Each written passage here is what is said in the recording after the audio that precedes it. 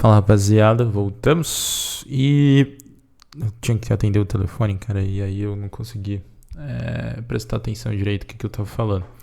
Mas, só pra gente voltar, né, o último vídeo a gente tava falando sobre o Rust, a gente tava falando sobre como essa linguagem, ela é interessante, né.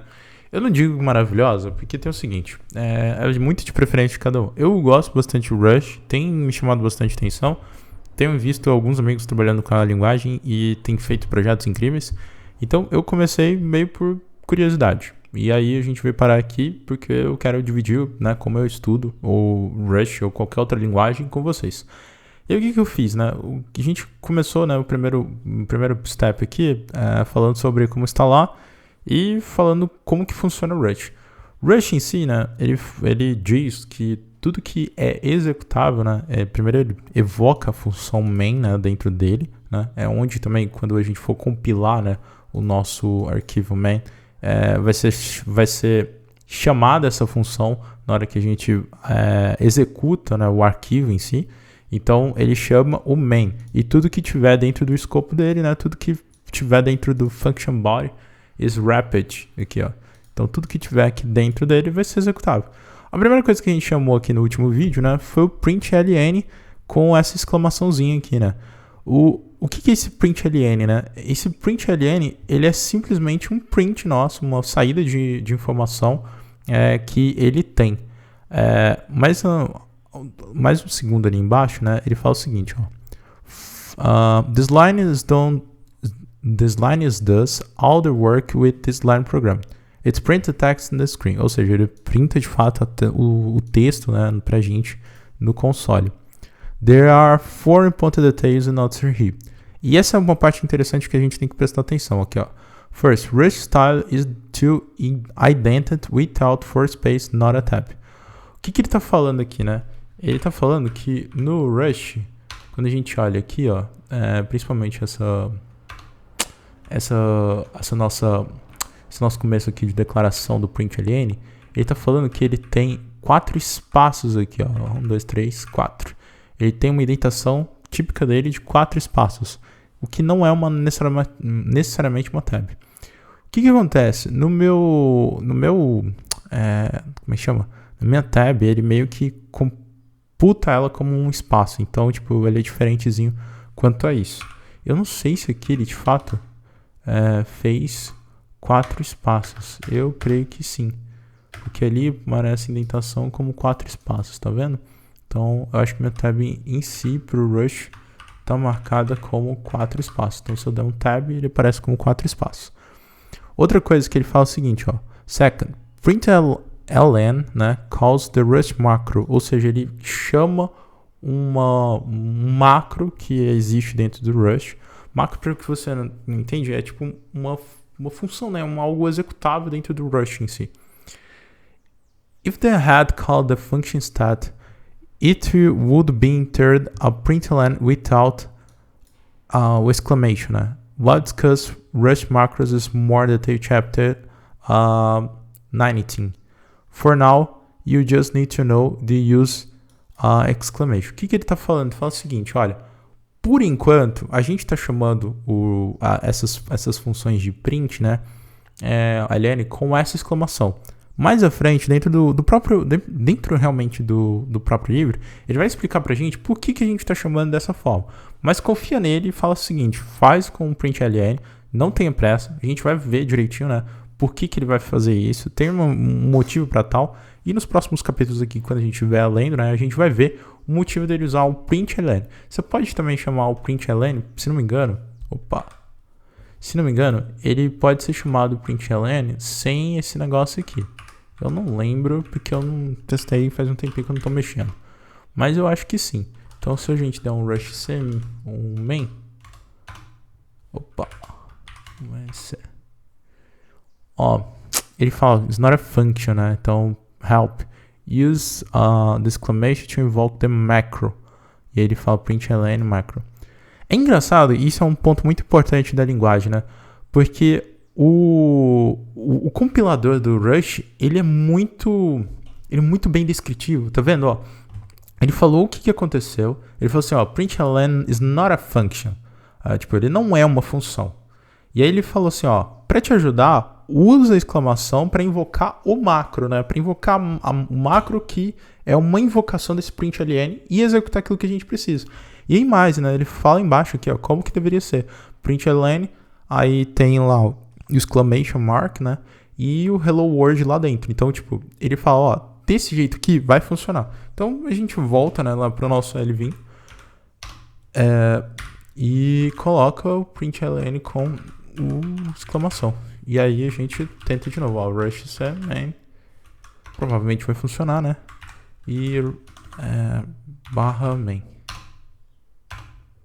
Aí, ó, funcionou. Hello world, normal, entendeu? Então, basicamente isso. Então, o que a gente que fez, né? A gente viu, né, como é que cria o nosso Hello World. A gente viu um pouquinho sobre println, que é como que faz a saída, né, da informação. E você viu que, nossa, até então, né, um Hello World com Rush não é nenhum bicho de 7 cabeças. A única coisa que a gente tem que se atentar, né, é, tipo, pontuações certinhas e é o entendimento que, tipo, por enquanto a gente está usando println com essa chamada, né, que é essa evocação do macro.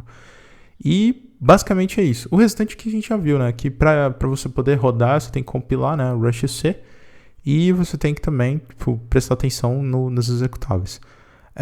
Eu acho que aqui, ó, our Linux and Macs, you see two files. With PowerShell or on Windows, you see the same three files that you would see using CMD. With CMD on Windows, you would enter the following. Então, tipo, você vai escolher entre esses três tipos, né, de formas de execução.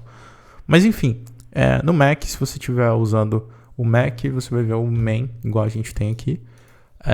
E no Windows, você vai ver o executável.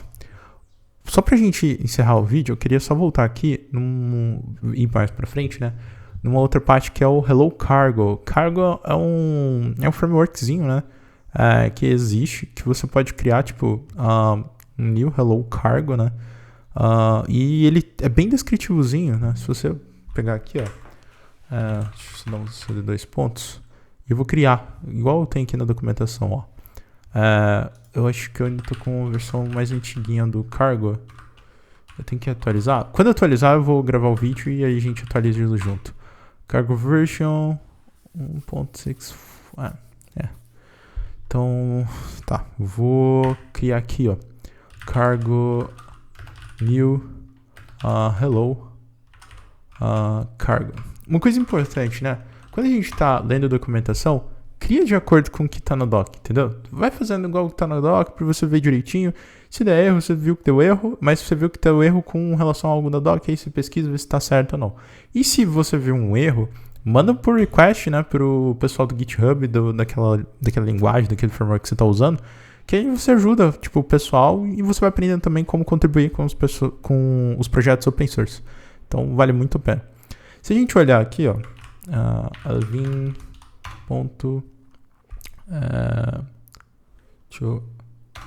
Cargo, ó, esse é o nosso cargo.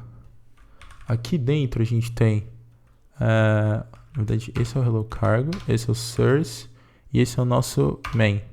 Então aqui dentro a gente tem o nosso main com tudo que, praticamente o hello world, né, que a gente tinha no outro, só que tem mais coisinhas aqui dentro do cargo que ele organiza uma estrutura pra gente para começar um projeto.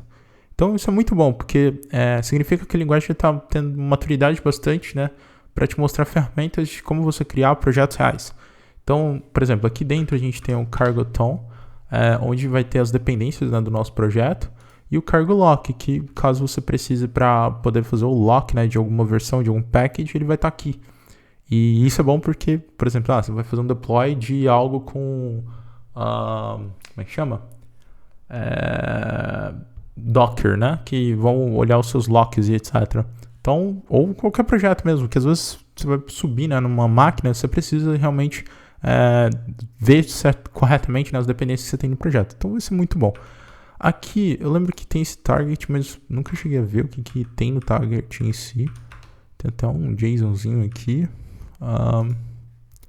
Eu acho que é só. Mas o mais importante por enquanto pra gente, deixa eu só subir aqui, é esse main, que a gente vai ter. O Hello Worldzinho nosso e como que ele funciona. Depois a própria documentação vai falar o que a gente vai ter, etc. E aqui que ele fala, ó. The first command creates a new directory project called Hello Cargo. É o que a gente fez. A gente criou aqui, né? O Hello Cargo, né? Go into the Hello Cargo, discover and list the files. Então a gente já fez isso. Ele gerou 2 files pra gente. O Cargoton, que é esse daqui embaixo. É esse daqui. E deixa eu ver o que mais. Perdão, eu me perdi aqui, ó. Cargoton e o diretório de main, né? Main file, que é o main filezinho que a gente tem. It also initializes a new Git repository along with the Git ignore file. Git files not be generated if you run cargo new with an existing Git repository. You can override behavior by using cargo new vcs igual a Git. Interessante, né? Git files not be generated if you run cargo new with existing Git. You can override the behavior using... Ok, beleza. Então ele não gerou pra gente aqui dentro, né? Um Git, um ponto .git. Ele já manteve o ponto .git que a gente tem lá fora. Então, se a gente sair aqui, deixa eu só dar uma olhada nele.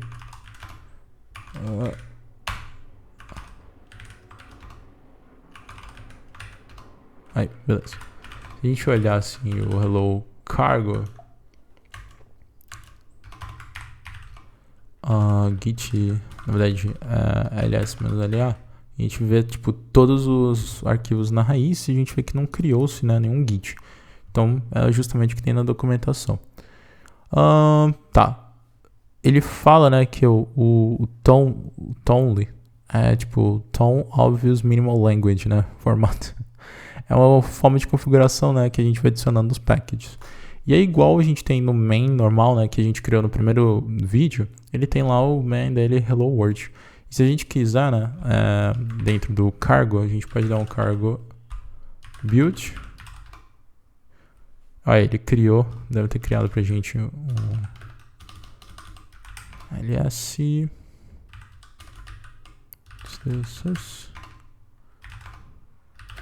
Ele não criou nenhum executável, mas ele fez o build ali, o compile do cargo. Então provavelmente ele deve ter um lugar onde ele guarda isso, mas eu não entendi onde. Será que é no target? Não tem nada dele. Deixa eu dar um ls menos. Não, só tem esse rushing for JSON, né? Então acho que não. Ok, tô acreditando que ele tá fazendo o build deles, o build dele certinho. Aqui embaixo, perdão. Aqui embaixo ele fala target.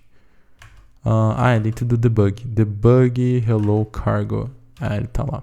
E aí ele tem o hello world. É isso. Mas se a gente quiser também, pode só rodar um cargo run. E aí ele vai rodar pra gente hello world também. E por enquanto é isso. A gente tá rodando o cargo e ele também tem um aqui, ó, cargo provides command called cargo check. This command quickly checks if your code to make sure this compile but not produce executable. Ele vê se a gente se tá tudo ok, né, para ele poder criar um executável. É interessante porque, por exemplo, no TypeScript, quando a gente tem um comando, o type check. Para alguns repositórios que eu trabalho, a gente tem um type check para ver se todas as formas de como é que chama? De declaração de variável ou declaração de tipos, né, também com o TypeScript, eles ficam corretos. Então o type check, eu creio que o cargo, né, do jeito que ele descreveu aqui, deve ser basicamente a mesma coisa. Ele verifica se está tudo correto. E bem interessante. Not the cargo check is much faster than cargo build because this skip this step production executable. Okay. If you continue to check your work while writing the code, cargo check will speed up the process to left and you know if your project is still compile. Interessante. As such many instances run cargo check periodically to write the program to make sure it's compiled. Then they run the cargo build, they ready to choose the executable. Ok. Então o que ele tá falando aqui, né? Ele tá falando o seguinte, olha, o cargo check, ele faz um processo de verificação, né, de se tá tudo correto quanto aquilo que você está escrevendo no seu código, até mais rápido do que o cargo build, porque o cargo build ele vai disparar vários outros processos, várias outras funções, né, que vão checar se tudo que está no seu código está pronto para ser buildado, né, para criar-se um executável. O cargo check não tem isso, né? Então, enquanto você está escrevendo código, ele vai verificar se tudo é possível ali de você compilar de fato e fazer e se faz sentido, né, no final do build. Apesar de não ter problemas depois na frente. Interessante que aqui ele também tem um cargo build release. Ok, bem bacana, que aí você pode criar tipo release, né, dos seus builds. Tem aqui, né, with a simple project, cargo does need to provide a lot over just using Rust C, but will prove it's worth your program becomes more intrinsic. Once program grow to multiply files on needed dependencies, it's much easier to let cargo coordinate the build. Interessante. After the Relo cargo project is simple, is now used much faster real tooling using the rest of your code Rust career. In fact, to work on an existing product, you can use the following commands to check the code using Git. Change to the project directory and build. Ou seja, ele está falando que, nesse caso, né, cargo, eles se tornam uma excelente estrutura, né, para você começar um projeto e te ajuda, né, a lidar com os múltiplos arquivos que você vai ter, né, no dia a dia. Porque, provavelmente, as utilizações que eu vejo, né, que eu ando vendo do cargo, né, geralmente são sistemas um pouquinho mais complexos, que tem como chama? Às vezes precisam de uma otimização maior, né, então eles provavelmente têm uma quantidade maior de arquivos. Então o cargo, em vez de você sair criando na mão, né, que nem um louco desvairado, que sai criando na mão arquivo por arquivo, usa o cargo, que aí ele vai te ajudar a ver coisas mais simples, criar os seus releases, né, verificar se tudo no teu código está certo, e para você não depender somente do compilador. Porque o compilador, ele é ótimo, o compilador do Rust é muito bom, muito intuitivo, mas é interessante você também ter algo, né, uma ferramenta na tua mão que te ajude a conseguir fazer seu trabalho mais eficientemente. Então, eu acho que é isso, né? Acabou até o capítulo aqui, a gente vai encerrar por aqui. E no próximo vídeo a gente deve ver aí sobre o que ele tem. Ele tem um joguinho, né? Um Program Gas Game. Então a gente deve fazer esse joguinho no próximo capítulo. E vamos aprendendo aí um pouquinho mais de Rust. Tá bom? Grande abraço, te vejo no próximo capítulo e até mais. Tchau, tchau.